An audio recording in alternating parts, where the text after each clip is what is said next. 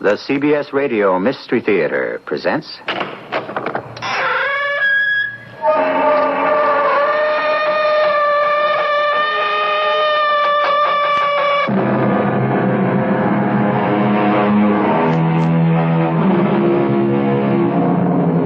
Come in. Welcome. I'm E.G. Marshall.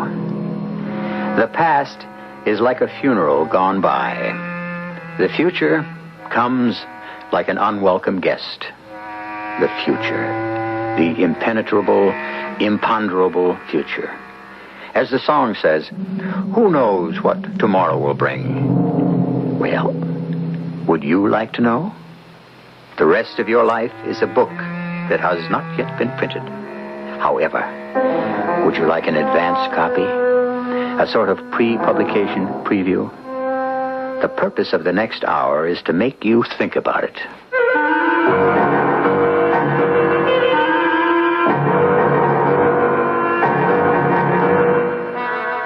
Our mystery drama, Tomorrow's Murder, was written especially for the Mystery Theater by Sam Dan and stars Robert Dryden.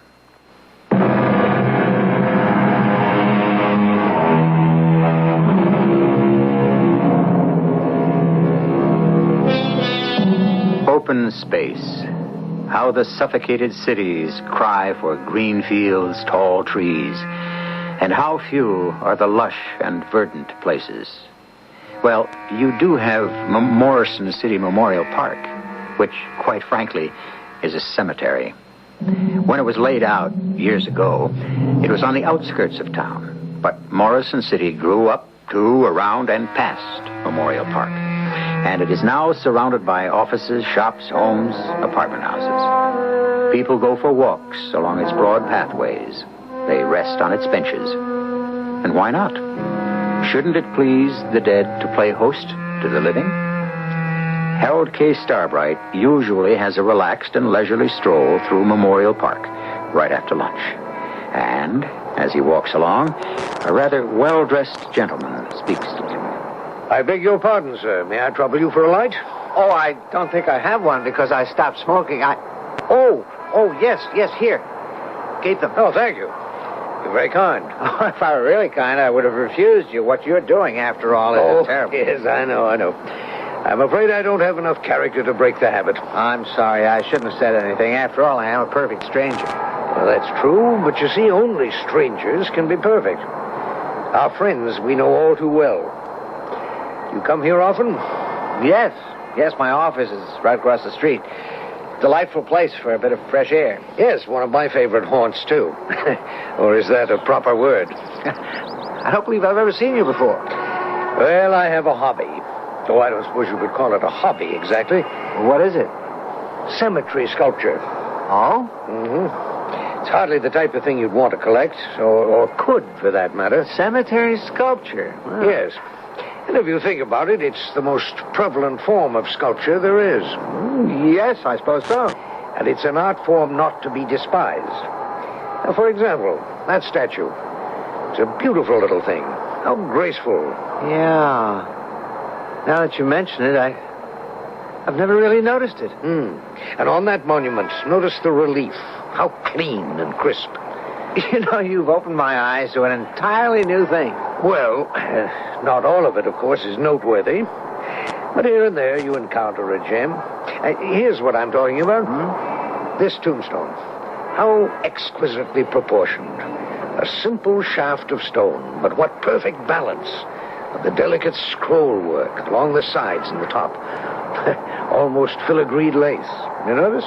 Yes, I think so. And the lettering. How precise. How free-flowing. How his name seems to shine forth.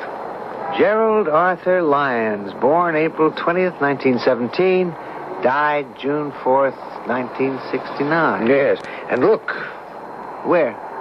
Just a few feet over this way. An almost identical stone. Well, it's even better. Obviously the work of the same sculptor. See, the same delicate lines, the same beautiful lettering. That name. A feeling of great dignity. The name on the tombstone. Yes. It reads Harold K. Starbright. That's my name. That's me. You?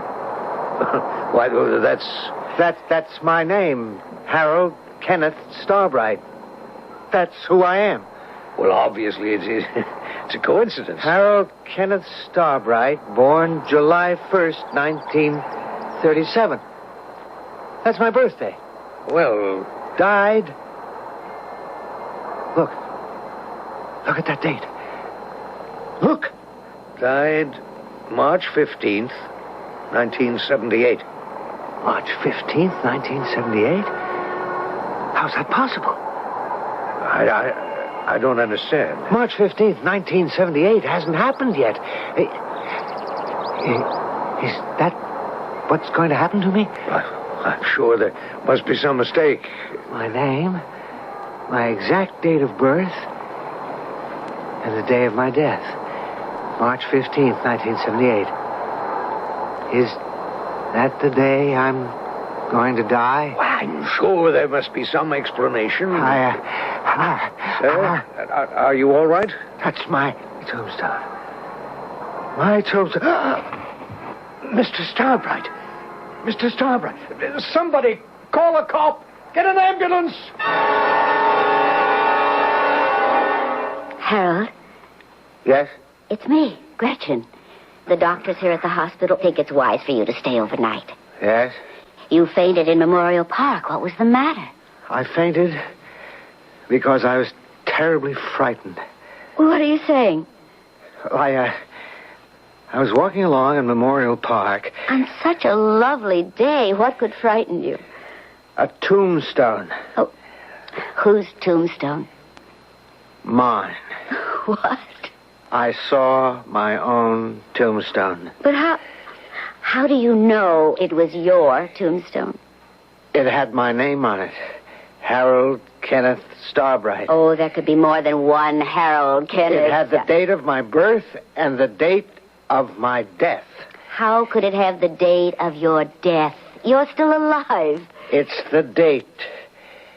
Harold Kenneth Starbright died March 15th, 1978. Harold, you need rest. Now get some sleep. Get some sleep. In a year, I'll be dead. Darling, why don't I ring for the nurse?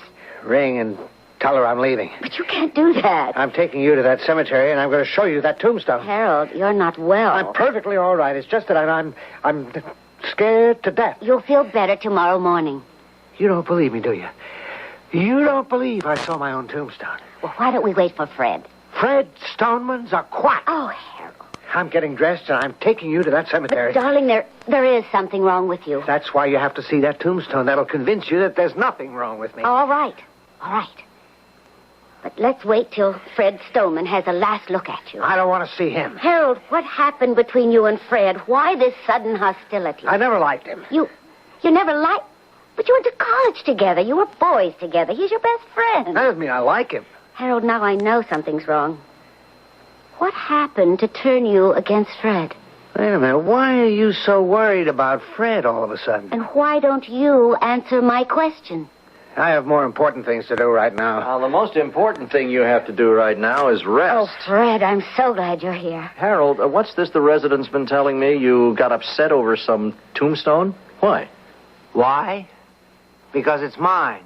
Oh, did you order one? I mean, some folks do, you know. He's not well, Fred. Well, what's bothering you, Harold?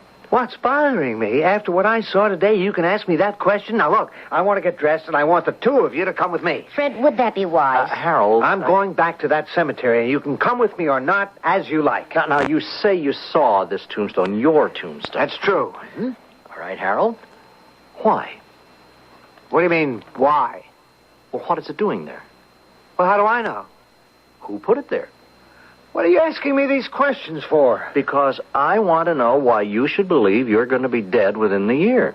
All I'm telling you is what I saw. No, you are in the best of health. Now, why should you be dead in a year? What premonitions do you have of your death? Huh? Look, All I know is what I saw engraved on that tombstone. Well, somehow you're convinced you'll be dead within the year, and that's why you saw it. I saw it because I happened to be walking by, and there it was. No, Harold, it's not there. It's here in your mind. First I get it from Gretchen, and now I get it from you. Everybody's trying to make some psychological stew out of this. There is no such gravestone. But I saw it. But it doesn't exist in reality. Reality is waiting for you on a plot of ground in Morrison City Memorial Park. Now, let's settle this once and for all.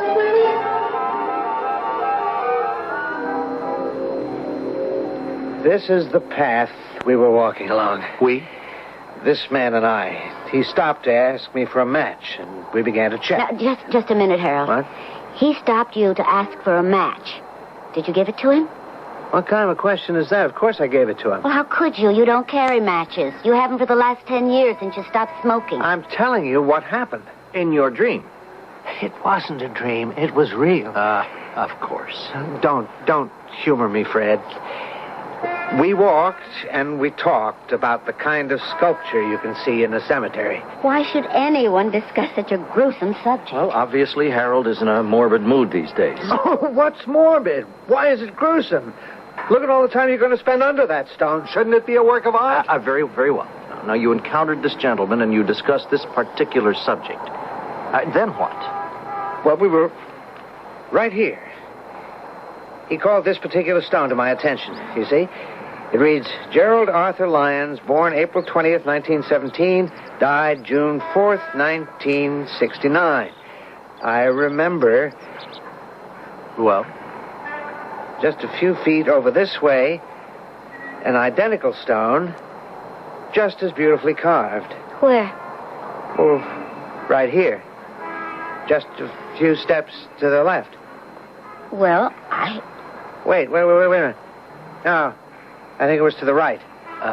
Harold? Just a second now. Wait, let me get my bearings.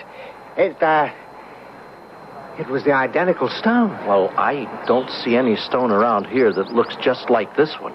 Well, it was here. Harold, don't you think that you The had stone was here, with my name on it. It was here, I tell you. Sure it was, Harold. Sure it was.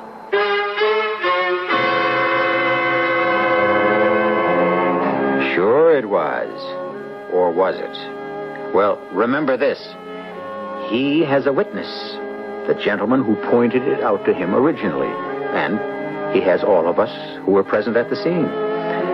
We know who we are, but who was the gentleman? The gentleman. I fear I must withhold his identity until Act 2, which I shall bring to you in just a few moments.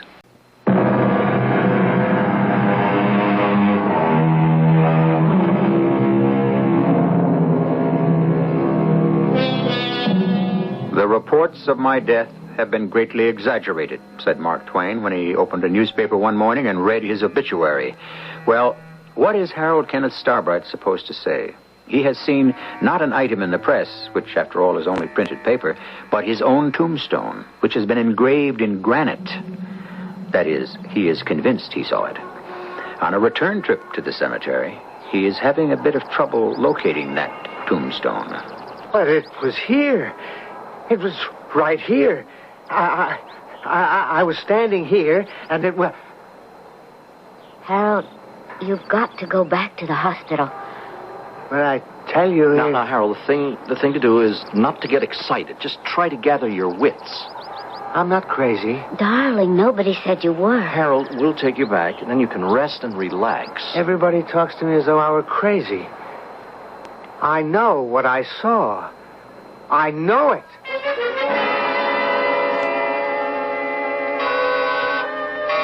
All right, just a minute. Well, hello, Harold. Fred, Gretchen isn't home. May I come in? Well, thought I'd check up on you. I'm okay, thanks. You want a drink? Why did you say that? You saw me and you said Gretchen isn't home. It was practically a reflex action. Well, maybe I did say it. Why? Obviously, I've come here to see you. All right. Skip it. Well, if you don't want to talk about it, we don't have to, but... Come on. Now, what is bothering you, Harold? And what was all that about the tombstone? All I did is I walked along that cemetery and... Yes, I heard that story, but it didn't happen. All right, go ahead. Say I had an hallucination. All right, now, look, let me tell you what I did. I did what you should have done, the sensible, the practical thing. Now, after all, people just don't get buried in cemeteries. They just don't erect tombstones where and when they please. You have to buy space. Now, it's real estate, just like anything else. Now, you get a deed, a title, whatever. Now, look, Fred, don't make fun of me. I'm in no mood. I am serious. Now, I went to the office of the cemetery. I asked the manager, has a plot been bought here for a Mr. Harold K. Starbright? And he said no. And I asked, has a monument been erected here in the memory of Mr. Harold K. Starbright? And he said, how, if Mr. Starbright doesn't have a grave here? And I said, could a monument have been erected without their knowing it? And he said, impossible. Show me the monument. Well, I couldn't. So, shouldn't that be the end of it? I only know I'm not crazy. Then maybe it all goes back to my original question. What question, for crying out loud? I asked you why you opened the door and said to me, Gretchen isn't home. I don't know why I said that. Ah, yes, you do. It means that you think I came here to see Gretchen. All right. Maybe that is what I think. Okay. Now, it's out in the open. You having an affair with my wife, Fred? No. Are you in love with her? Harold, I'm a married man. That doesn't answer the question. Are you in love with her? Look, you are my best friend. You still haven't answered the question. I know. Well? The fact that you can ask such a question means that you can only expect one answer. Yes. Then, is that your answer? Maybe. What does that mean?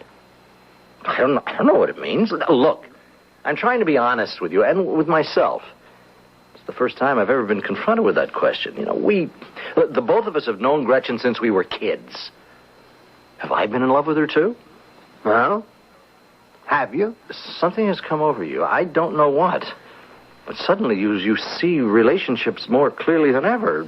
Actually, with a kind of a frightening clarity. And then this tombstone thing. I know, it's very scary. I saw that tombstone. It was real. I don't care what anyone says. Well, if it was real to you, then that's real enough.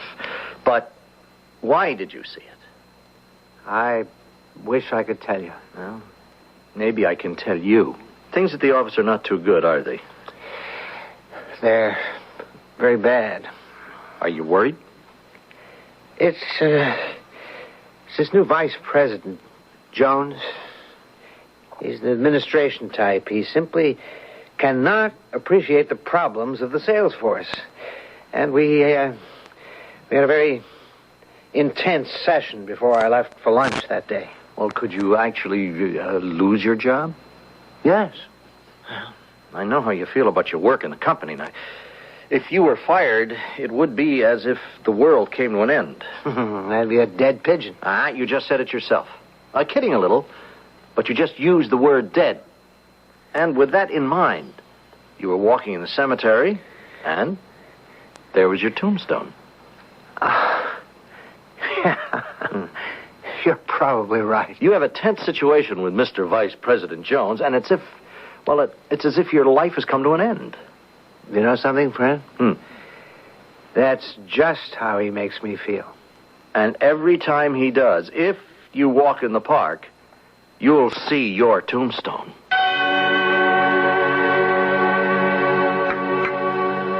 Breakfast is ready, darling. I'm not hungry. Now, Fred says you have to have a sensible diet. You and I and Fred were kids together, That's right. You sorry you didn't marry Fred? Oh, Fred never asked me. Well, that's a reply that raises more questions than it answers. Would you have married Fred? I married you. Because he never asked you.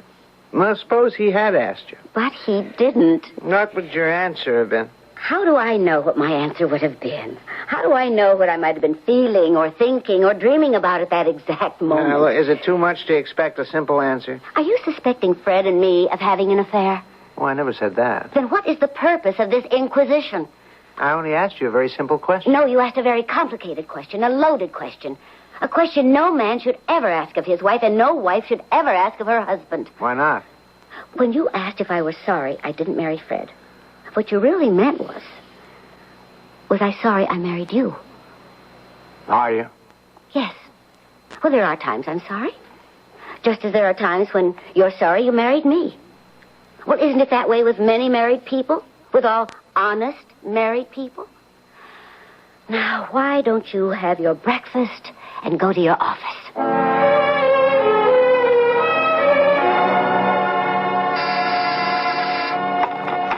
Yes? Oh, yes. Yes, I did. Yes, I haven't come in.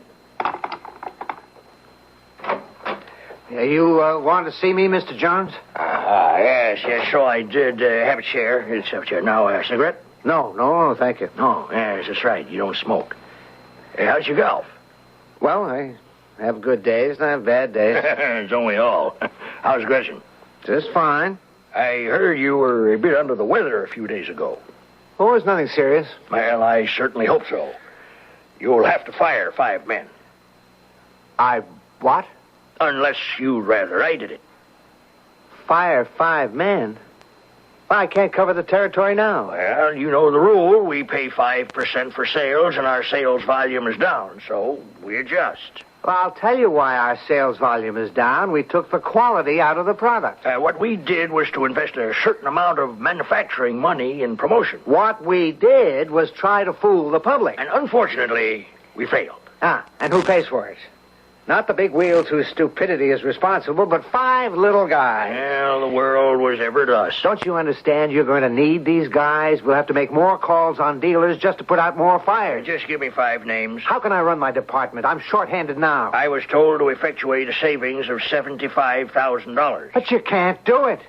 You can't destroy the sales department. This company will go out of business. Harold, you are becoming a fanatic. Whatever you want to call me, I built up the best sales force in the industry. Unfortunately, our volume doesn't support that statement. If every other department put out the way we do. All right. Now, you've made your statement. Fanatics usually become bores, and that's where we are now. Shall you give me the list? The names, please. You want to fire 5 men? I'll give you 1 name, and that's all. You can start with Harold Kenneth Starbright. Well, thank you, Harold. I was hoping you'd do that.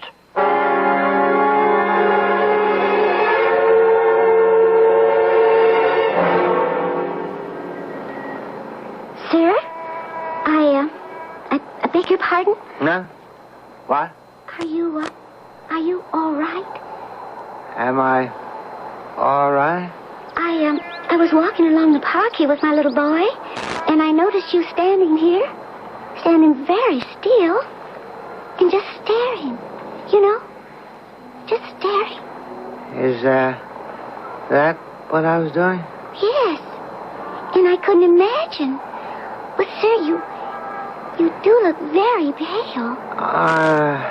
I'm all right. Are you sure? Yes. You're very kind. Well, if you're sure you're all right, just a minute, ma'am. I wonder if you could do something for me. If I can. This tombstone right over here. Yes? Would you read what's written on it? Would I read? All right. It reads, Harold K. Starbright, born July 1st, 1937. Yes? And, died March 15th, 1978. You're positive? That's what it says. Yes, sure. That's what it says. Doesn't something strike you as a bit strange? No, I don't think so. That date, March 15th, 1978. Well, what about it? It hasn't happened yet. Oh. It won't be March 15th, 1978 for more than a year. Please, excuse me. Junior, come along now. Now, hurry, and don't stop to dawdle. That's what Fred told me would happen, and he's right. Every time I have a tense situation with Jones, I'll see my tombstone. And that's what it is. That's all it is. I'm not going to panic. I'm just not going to panic. Whether he does or not is something you will find out a little bit later. Now, a loose end. Remember the gentleman Harold encountered at the beginning of our story? The one who called his attention to the tombstone in the first place? At the end of Act 1, I said I would tell you more about him in Act 2. Well, I just didn't get the chance, that's all.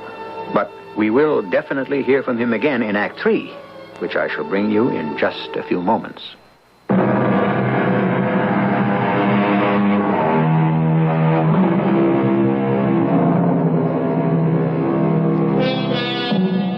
Seeing, they say, is believing.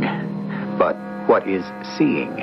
No two pair of eyes ever see the exact same image. In the first place, we see what we want to see. And in the second, we can only see what we can physically register on our own more or less imperfect eyesight. The situation, as you can appreciate, is thus fraught with possibilities. How bad was it with Jones? It was the maximum.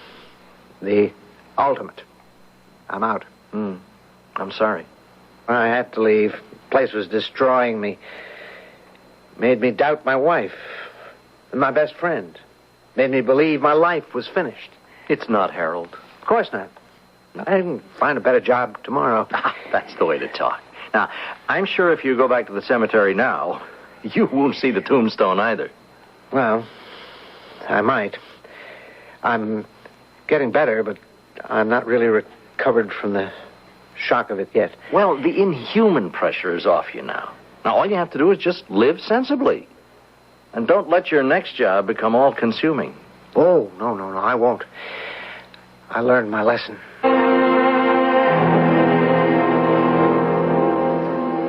Is the music bothering you, dear? Oh, no. Well, why do you ask? Well, you seem to have such a pained expression on your face. Is something wrong? I was thinking, Gretchen. I might have been a bit hasty in leaving the job. I've been idle the past 3 months. Well, it takes time. It shouldn't take this much time. Damn, that Jones, he ruined me. Now, Harold. He made me quit. He got me mad, and he made me You're quit. not supposed to get excited. I let Jones ease me out of the best company in the industry. Well, you do just as well elsewhere. There isn't any elsewhere. And it's Fred's fault. If you lost your temper with Jones and quit, why is that Fred's fault? Because Fred steamed me up. Steamed you up? Fred was trying to calm you down. Well, it amounts to the same thing. Doctors. Take it easy. Oh, Harold. Just didn't understand the nature of competitive business. He can sit back and wisely shake his head. Relax. Does he know the jungle many of us live in? Now, Harold, you're exciting yourself, and it's not... Does Fred relax? He works day and night himself. He's out to make the very last buck Now, possible. darling, please. Here, swallow this. Huh? And you'll feel better. Here, come on. There, that's it. I wouldn't mind if I were killed by a tiger. But to get it from Jones... He's nothing but a hyena. But don't work against this pill. Just relax.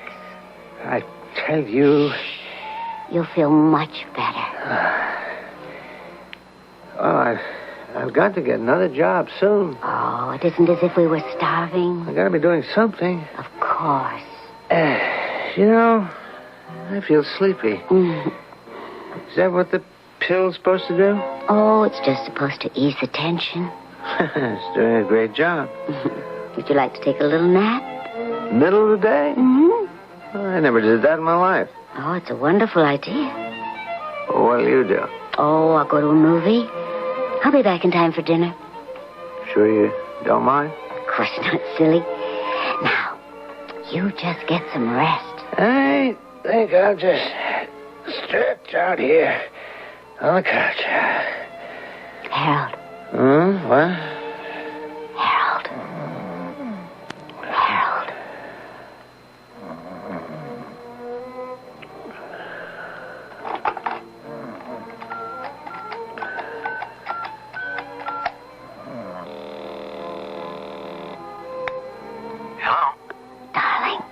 see you in 10 minutes.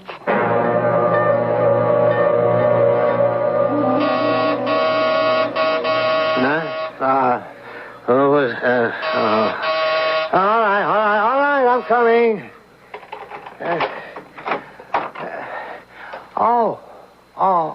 The mailman. Yes, sir. Good morning, Mr. Starbright. Is Terry off today? Terry? What do you mean, Terry? Well, Terry Brzezinski. He's the regular man. You're a great kidder, Mr. Starbright. What are you talking about? Who are you? Well, you know who I am. I'm Joe Cronin. I'm the regular man on this route. I've never seen you before in my life. Mr. Starbright, you okay? You say your name is Joe Cronin? You sure you're okay? Look, come inside for a minute. Well, I gotta do my round. No, just for a minute. Oh, please, sit down. Now, how long have you been the regular man? Well, it's gotta be 6 months now. You've been the regular man for 6 months, you say? Sure. I've been bringing the mail every day. It's been exactly 6 months today. I guess I'm dreaming. You don't look so good, Mr. Starbright. Wait a minute. Why are you wearing that heavy overcoat? Well, because I don't want to freeze to death. Well, how can you freeze to death in the middle of August? August? Hey, Mr. Starbright, what are you talking about? It's February the 5th. There's 4 feet of snow on the ground. That's impossible. Impossible? Take a look out the window. It's winter. Winter. What made you talk about Terry all of a sudden? He's been dead for 6 months. Terry died 6 months ago? But he delivered my mail only yesterday. Yeah, sure. Sometimes you get up from a nap, you kind of forget where you are. Look, I gotta be moving. I'm late. Oh, I got this letter for you from Kohler's. I'm not expecting anything from Kohler's. Well, your name's on it. It's impossible. From Kohler's? Well, maybe you did and you forgot. Now, wait another few seconds, please. Yeah, what's this? It says, "Dear Mr. Starbright, the revolver you ordered is ready." But I never... There's got to be some mistake. But the letter's addressed to you. Mr. Harold K. Starbright, 18 Oriole Drive. Yes, but I... Well, it's a mistake. Yeah. Well, I got to be getting on. Wait a minute. The date on the letter, February 4th. Yeah, that's yesterday. Yeah, but today is August 5th. I must have wakened you out of a real sound snooze. Yeah, I'm that way myself sometimes. Yeah, but today is August 5th. August? With snow on the ground? I don't care what anyone says. It's August 1976. Yeah. Well, don't bet any money. You'd lose. It's February 1977. Well, then I must be dreaming. Well, like I've been telling you. Oh, see you around. No, wait. Don't go yet, please. I'm 45 minutes behind schedule. Yeah, but now. Look, I'm sure you'll be feeling better tomorrow. Come back. Come back. Is this really February? It can't be. Of course it isn't. Green trees, lush grass. It's the middle of summer. It was a dream. A dream? No, it wasn't a dream. I know it wasn't a dream. Was it like the tombstone? A glimpse of the future? And the gun. Why did I order a gun? Why?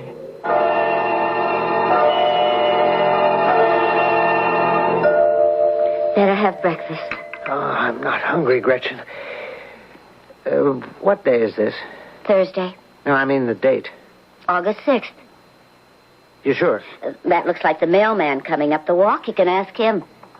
Yesterday afternoon, I dreamed it was next February, and we had a new mailman. Old Terry Brzezinski had died. It's nonsense. Terry Brzezinski's going to live forever. I'll get it. Oh, Good morning, Mrs. Starbright. yes, that's right. I'm the new mailman. Oh, did something happen to Terry? Yeah. He was killed in an accident last night. What? Oh, I'm terribly sorry to hear that. Yeah. Well, I'm the new guy. My name is... Your name is Joe Cronin. Oh. Hey, how did you know? I saw you yesterday. Me? I wasn't here yesterday. Oh, this is Mr. Starbright. Yeah, pleased to meet you. We've already met. We had a long talk. We did? Maybe I ought to say we're going to have a long talk one day 6 months from now. Oh, yeah. Well, sure. I hope so. Well, I'll see you folks tomorrow. Why did you talk that way? Is there any mail for me? No. Is there any mail for you? Oh, just a postcard from Fred. They're in Paris. Why does he write it to you and not to us? Because he knows how bored you are with Wish You Were Here postcards. Why did you talk so spooky to that poor old mailman? Because... Because? You wouldn't believe it.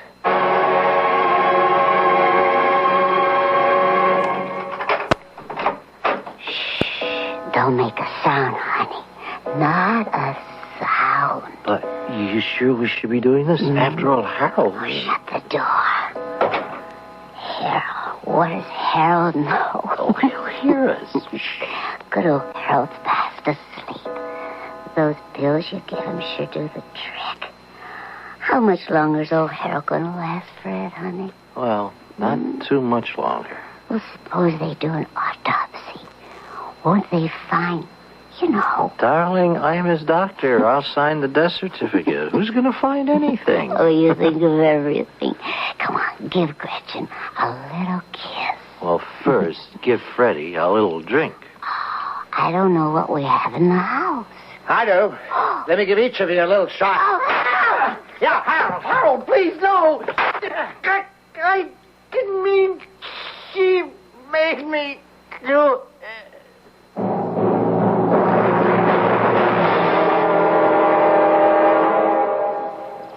Morning, officer. Morning, sir.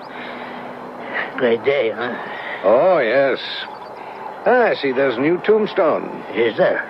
I don't count them. Excellently crafted stone. Work of art. Harold K. Starbright. Born July the 1st, 1937. Died March 15th, 1978. Oh, yes. He's the guy that was involved in those murders. Murders? Yes. It was in the papers. He's been in the dumps ever since he lost his job. It must be over a year. So one day he goes out and kills his ex-boss. And then he comes home and shoots his wife and her boyfriend. It's a tragic thing. Oh, yes. Never did stand trial, though. He was dying of some kind of disease. Nobody could figure out just what, but it killed him. Mm-hmm. It's just as well, I suppose. You're right about the stone. I never did notice this kind of thing before, but it's a beauty. Yes. But the one just over here to the left of it, that's even prettier. Oh, yes, that's right. Yeah. Isn't it magnificent? It sure is. It says, Philip Richard Maltby, born November 23rd, 1940, died... Hey, that's my name. That's my birthday. Well, it's probably a coincidence. Died August 30, 1980. Now, how can that be? August 30, 1980. It's almost 2 years from now. That's my tombstone. Officer, Officer, are you all right? That's my tombstone.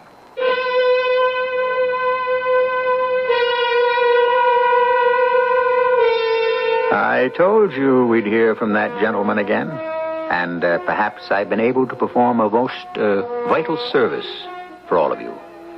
Should you ever find yourself in a cemetery for any reason other than the ultimate, and a gentleman offers to show you some excellent examples of sculpture, avoid him at all costs. I shall return shortly.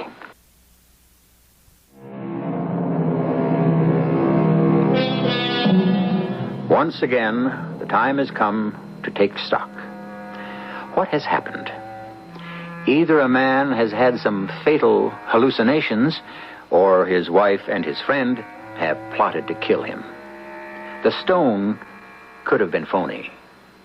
The mailman could have been in on it. Unfortunately for Fred and Gretchen, the thing backfired. Or else, we could say, somehow a man's eyes were able somehow to penetrate the veil of the future. Our cast included Robert Dryden, E.V. Juster, Court Benson, and Earl Hammond. The entire production was under the direction of Hyman Brown. This is E.G. Marshall inviting you to return to our Mystery Theater for another adventure in the macabre. Until next time, pleasant dreams.